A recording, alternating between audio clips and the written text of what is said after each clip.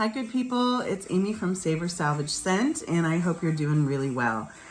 Today, I want to talk with you about a new perfume obsession.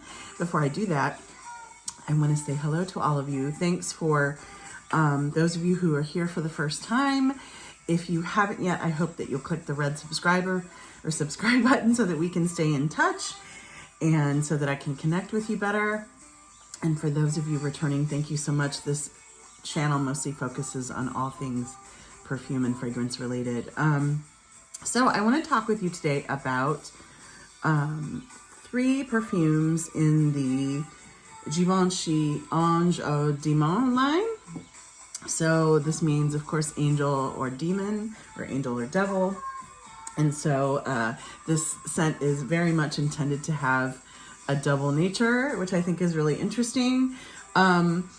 I heard about it a little bit, and I feel like not a lot of people talk about it. I heard about it a little bit, and the fact that it had tonka in its base notes is really appealing to me.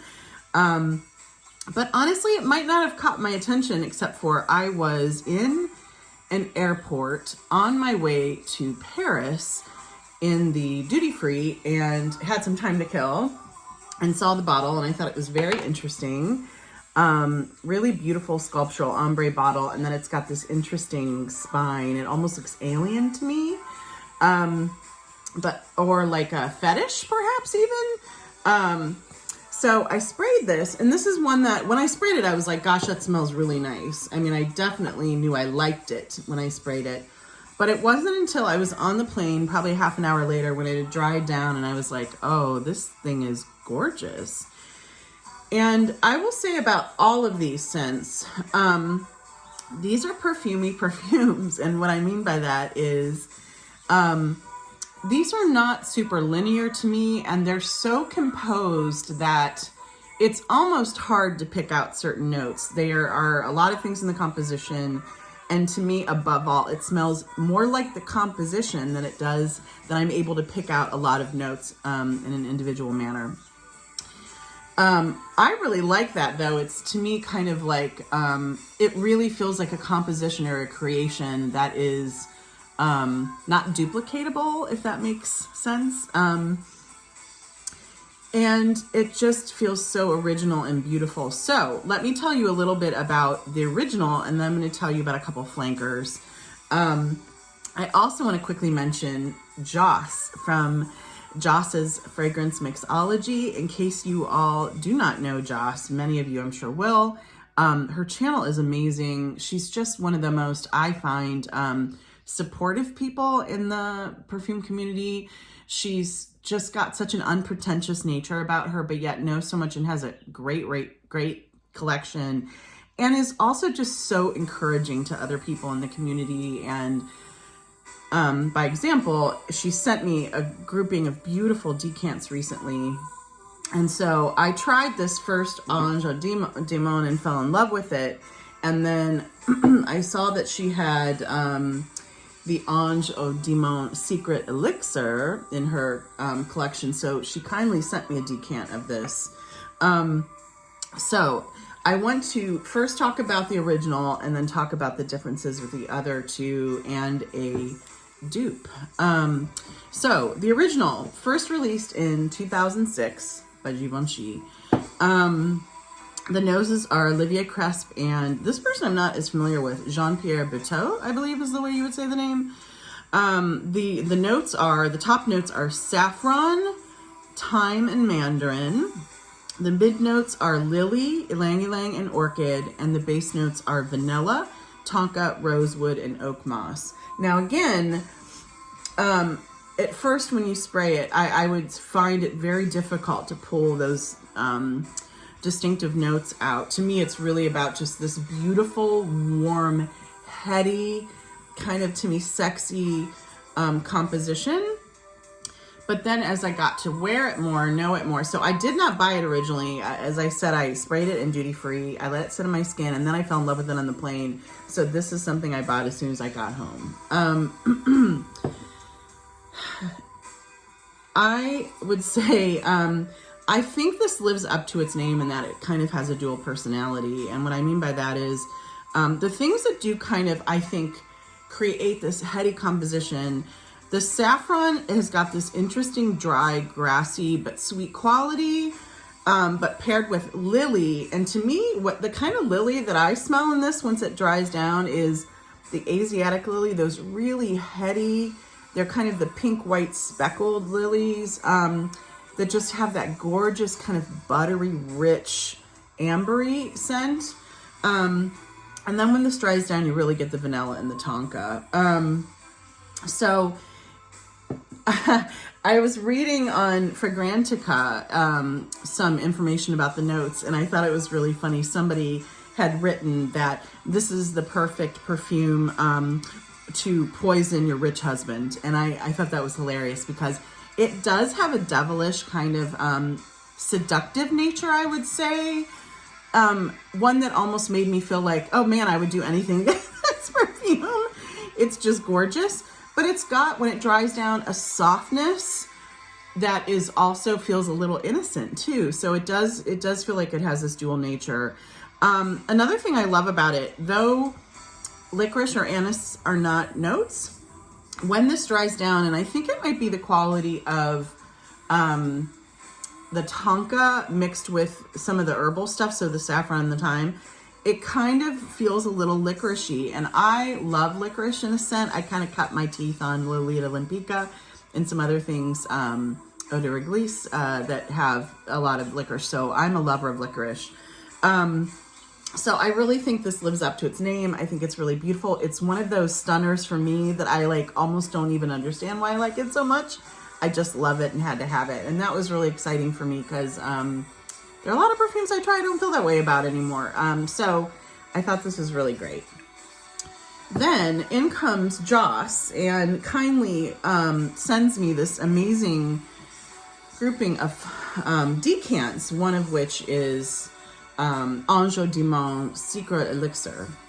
So I had read that this was a really great scent. I'm going to read you the notes. I think both of these flankers depart a lot from the original. I wouldn't even necessarily know that they were related. I'm not sure how I feel about that, but this door did open, and now I love all three of them, and that is surprising to me. The top notes for this one, now it doesn't say who the nose is for this one or the other flanker, but the top notes are tea, lemon, and neroli. The mid notes are jasmine, frangipani, and orange flower, and the base notes are vanilla, patchouli, cedar, and musk. So you can see or hear that even the notes are wildly, I would say, pretty departing from the original DNA. Now this one to me smells much more like a really interesting tea scent. I also love tea a whole lot, so that is great for me. This is one, honestly, when I first sprayed it, I was like, I was kind of disappointed that it didn't smell like the original. And then it dries down and it is intoxicating.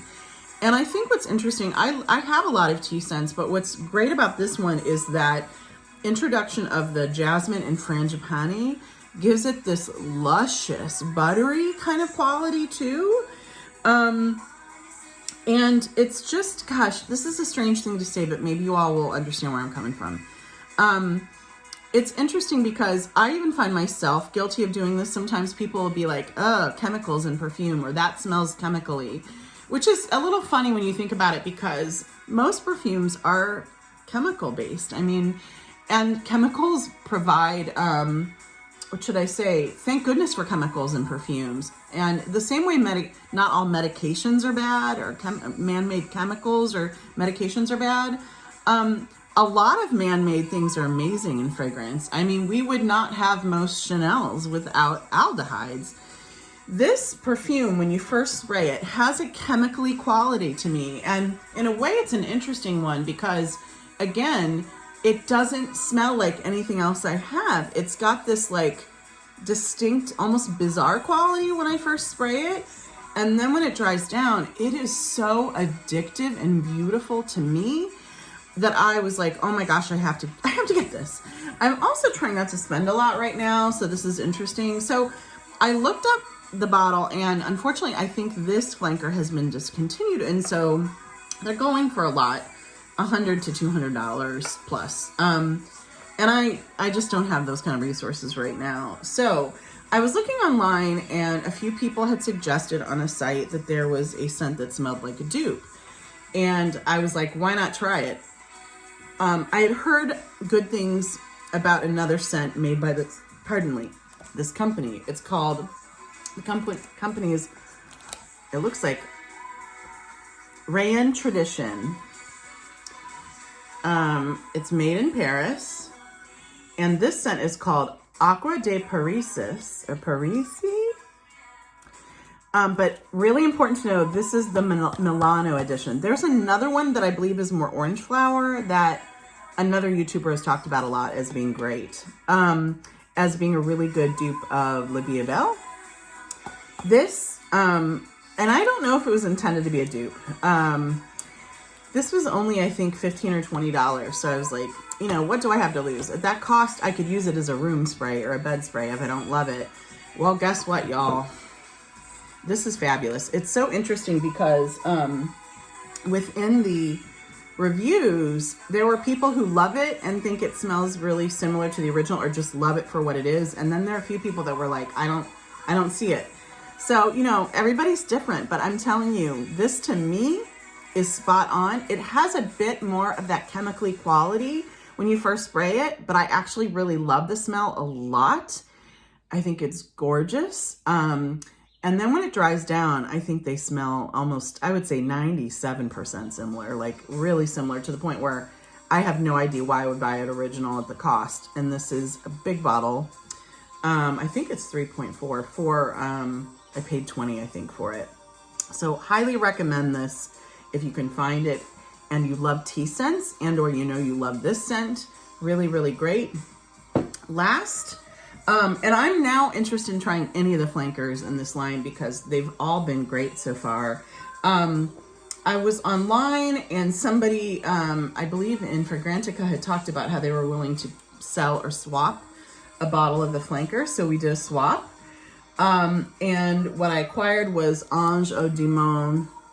This is Le Secret, but it is the edition Croisere, I believe is how it's pronounced. At first, I thought Croisere meant croissant, and so I was thinking it would be like a sweeter version. And I was actually really excited as it was being mailed. I realized, because I'm learning French right now, that it actually means cruise. And then I was like, oh, this might be like a Richie summer edition. That's kind of what it is. I'm going to read the notes to you quickly. The top notes are neroli, lemon, and jasmine. The mid notes are tiare flower and salt. And the base notes are amber and vanilla. Oh, this is such a gorgeous thing. Okay, so I am a lover of orange flower, but there's a strain of orange flower perfumes that I don't love, and those are the ones that are really heady orange flower mixed with an overdose of honey. A lot of the Jean Paul Gaultier scents are like that. They're not favorites of mine, but when I can pull out the orange flower, typically I tend to love orange flower scents. This to me, and this is a slightly smaller bottle. I think this is 1.7. It's got that interesting spine and the beautiful design. This is an interesting orange flower scent because it's got the summer vibe that a lot of orange flower scents have, but with that dose of the amber and the vanilla, it smells a little more creamsicle-y without being too sweet. Like, it definitely still smells like, I mean, the fact that they are kind of calling it a cruise edition is perfect because it even smells a little bit to me like warm summer skin, with in the background the orange flower that you get blooming in especially a lot of the places you would take cruises.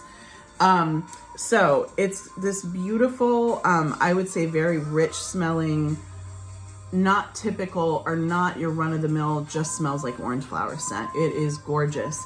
Now, one of the things I find really interesting about these three, they're very different. Like, I do not think that I would think they were related. And it's almost like bizarre and such an amazing coincidence. And it makes me think that maybe the same nose designed all these. The fact that I love all three of them and they're so different. So I would love to hear from you. Have any of you worn any of these? Why don't you think they get more hype compared to some of them that do? And have you tried any of the scents in the line that I haven't tried? There's another, like a deeper, like a more, I think, intense elixir that has, I think, more kind of like patchouli or heady notes that I'm really interested in trying. And I think it comes with an oil or something.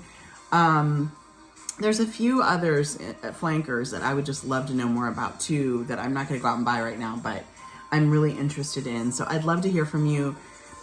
Have you tried these scents? Do you like them? And do you think it lives up to its name of Ange Demon? Peace. Have a good day. Bye.